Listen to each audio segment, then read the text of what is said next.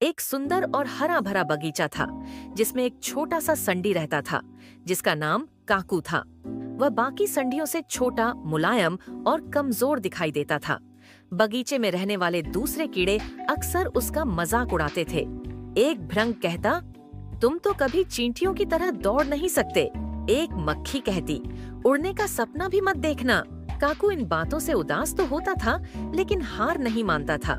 वह रोज हरे पत्ते खाता, हल्की फुल्की कसरत करता और आसमान को देखकर सोचता, शायद मैं आज नहीं, लेकिन एक दिन जरूर उड़ पाऊंगा।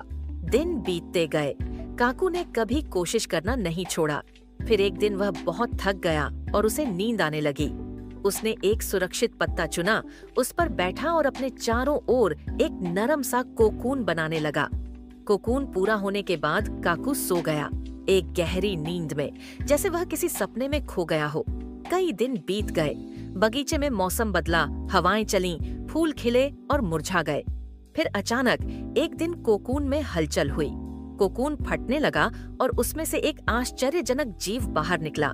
यह वही काकू था, लेकिन अब वह संडी नहीं बल्कि एक सुंदर तितली बन चुका था, जिसके बड़े बड़े रंग बिरंगे पंखों में चमक झलक रही थी। काकू ने अपने नए पंखों को धीरे धीरे हिलाया और फिर वह आसमान की ओर उड़ने लगा।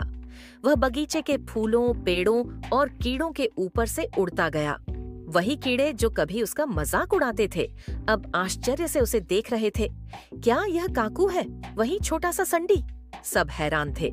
काकू मुस्कुराया और बोला, मैंने कभी हार नहीं मानी।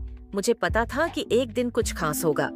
अब वह आसमान में उड़ रहा था, रोशनी और हवा के बीच, आजाद और मजबूत। उसने सीख लिया था कि अगर तुम खुद पर विश्वास करो तो कोई भी चीज असंभव नहीं होती।